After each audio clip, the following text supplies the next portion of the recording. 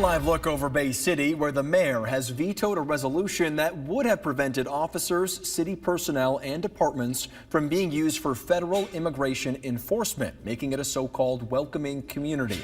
City commissioners approved that measure Monday night, and there's still a chance the mayor's decision will not matter. TV5's James Felton spoke with him today to find out what factored into his decision. James?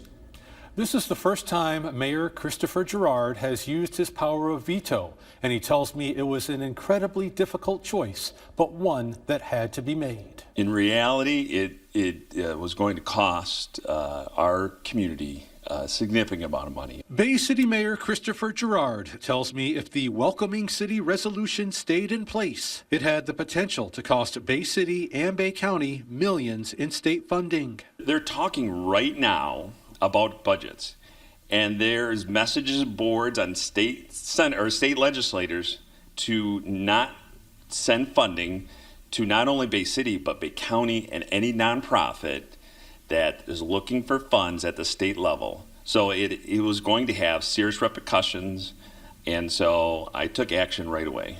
That was because of the welcoming. That was absolutely because of the welcoming resolution. 7th Ward Commissioner Christopher Runberg authored the resolution that said in part that no city officers, personnel, or departments may be deputized to be used for federal immigration enforcement, especially if it's an unfunded liability. Runberg disagrees with the mayor's decision.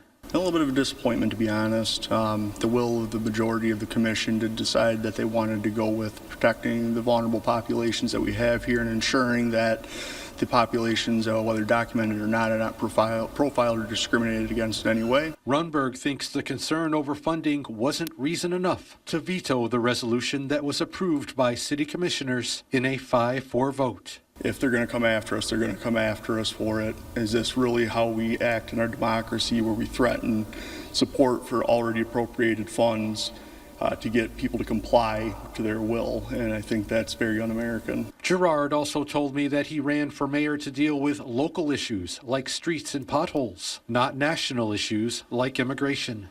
How is this not a local issue? This is something that has very local impact on us here, and I want to be a community that when the inevitable funding does get pulled, whichever route that comes from, that we're going to be on the right side of history. But Gerard says allowing the Welcoming City resolution to become law was just too risky. To me, what was going to happen to our residents as a result of this, it wasn't worth it. Now that the mayor has vetoed the resolution, it will take 6 city commissioners to override it.